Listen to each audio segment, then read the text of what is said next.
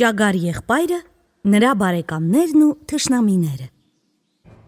Թե ինչպես Գայլ եղբայրը վտանգի մեջ ընկավ։ Օրերից մի օր Ճագար եղբայրը գնաց ման գալու։ Գնաց մեկ էլ տեսավ ճանապարհը բաժանվում է երկու մասի։ Կանգ առավ, որ տեսնի, թե ինչ ճանապարհով գնա։ Ճանապարհն ընտրեց, վազեց գնաց։ Վազում էր ու ծիծաղում, ինքն իր հետ խոսում։ Իսկ անցորդ պատահելիս այնպես էր անում, թե իբր ինքն իր հետ չի խոսում, այլ երգում է։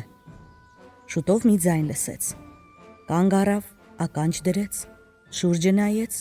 մարդ չկար։ Հետո լսեց, որ մեկը գոռում է. «Ախ, ով կօգնի ինձ»։ Ճագար եղբայրը շատ պարզ լսեց այս, բայց տեղից չշարժվեց։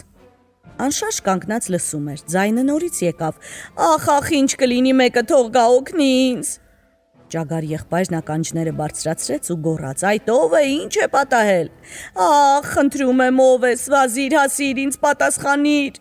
«Որտե՞ղ ես»։ «Այստեղ եմ, փոսի մեջ, մի մեծ քարի տակ»։ Այդ օրերին Ճագար եղբայրը շատ զգույշ էր լինում։ Նա սողաց դեպի փոսը, ներքև նայեց ու ինչ տեսավ։ Գայլ եղբայրը փոսում պառկած, վրան էլ մի հսկա քար։ Նա չէր սպանվել միայն այն պատճառով, որ ընկել էր երկու քարի արանքը, իսկ մեծ քարն էլ ընկել էր նրանց վրա։ Գայլ եղբայրն այնքան ցավագին էր գոռում, ճչում, որ Ճագար եղբայրը խղճաց նրան։ Մտավ փոսը, որ տեսնի, թե ինչ կարող է անել։ Երբ ցած իջավ, Գայլ եղբայրը շատ քաղաքավարի խնդրեց. «Խնդրում եմ, պարոն, եթե կարելի է, օգնեք ինձ, այս քարը շարժենք»։ «Խնդրեմ», ասաց Ճագար եղբայրը, պատվելով քարի շուրջը։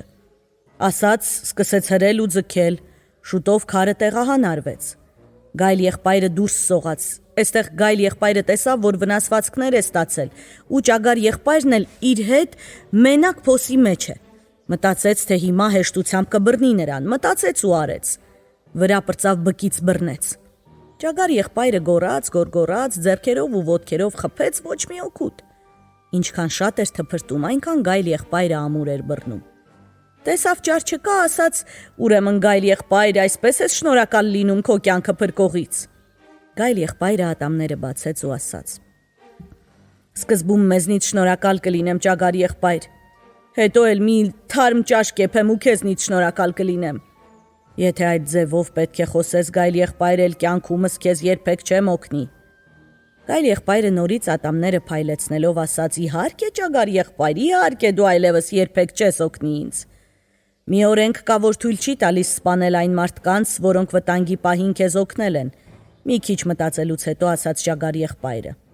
«Ես ինչ գիտեմ, թե կա, թե չկա», պատասխանեց Գայլ եղբայրը։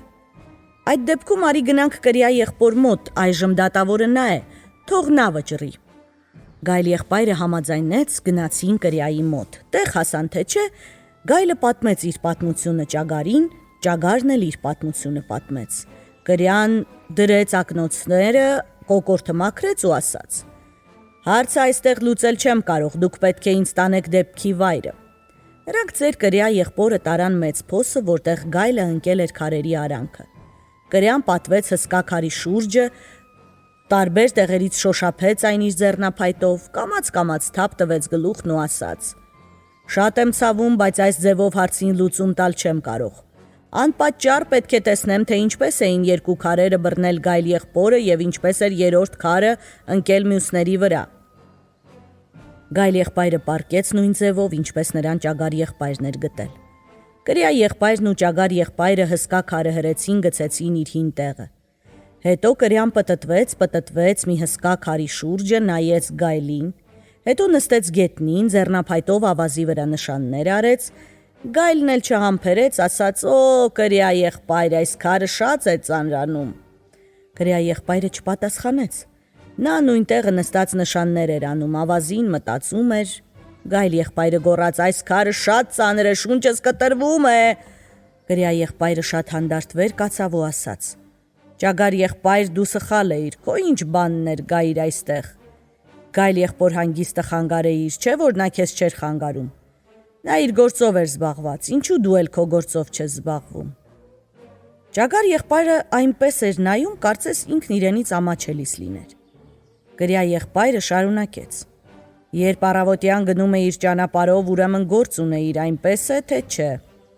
Իսկ եթե գործով մի տեղ էիր գնում, լավ է միանգամից գնայիր, երբ դու եկար այստեղ։ Գայլ եղբայրը ոչ մի տեղ չէր գնում։ Գտար նրան քարի տակ էլ թող մնա։ Դրանից հետո կրյա եղբայրն ու ճագար եղբայրը հեռացան գնացին։ Գայլ եղբորը թողեցին հսկա քարի տակ, որտեղ նա այնքան պառկեց, մինչև որ մի ուրիշը եկավ և քարը ցած գցեց։